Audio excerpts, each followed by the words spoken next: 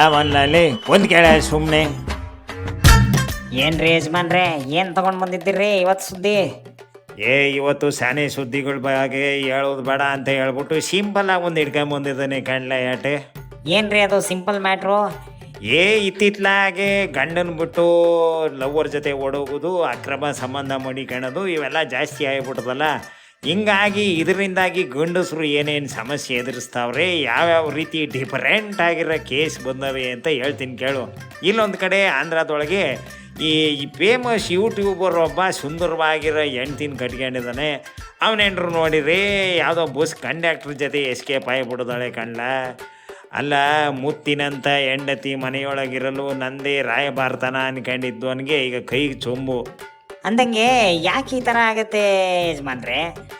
ಏನು ಒಳ್ಳ ಗಂಡಸ್ಗೆ ಬೇಕಾಗಿರೋದು ಜೀವನದಾಗೆ ಫುಡ್ಡು ಬೆಡ್ಡು ಇವೆರಡು ಸರಿಯಾಗಿ ಸಿಗದೆ ಹೋದಂಥ ಹೊತ್ನಾಗೆ ಗಂಡಸರು ಆಚೆ ಹೋಗಿ ಬಾಗಿಲು ತಟ್ತಾರೆ.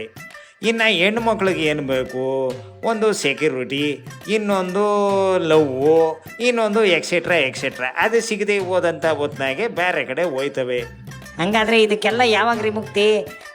ಮುಕ್ತಿ ಏನೂ ಇಲ್ಲ ಕಣ್ಲ.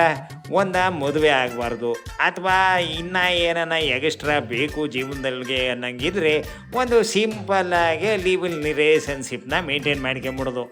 ಓಹೋ, ಲಿವ್ ಇನ್ ರಿಲೇಷನ್ಶಿಪ್ ಬಗ್ಗೆ ಗೊತ್ತಾ ನಿಮಗೆ? ಅದು ಹಳೆ ಕಾಲದಲ್ಲಿ ಮಡಿಕೊಳ್ಳೋದು ಅನ್ನೋರಲ್ಲ, ಈಗ ಅದನ್ನು ಪಾಲಿಸ್ ಮಾಡಿ ಎತ್ಕೊಂಬಂದು ಲಿವ್ ಇನ್ನು ಅಂದ್ಬಿಟ್ಟವ್ರೆ ಕಣ್ಲ. ಆಯ್ತು ಬಿಡ್ರಿ.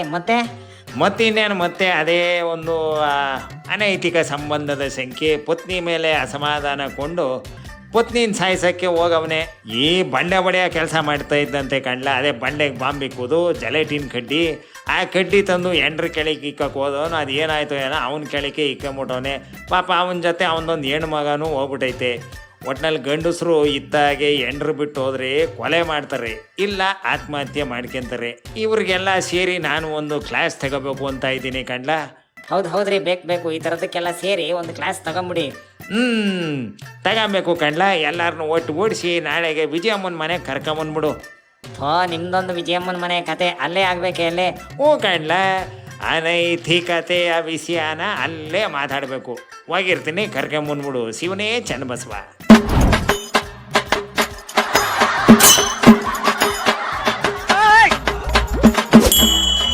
ಯಾವಲ್ಲಿ ಒಂದು ಕೇಳ ಸುಮ್ಮನೆ.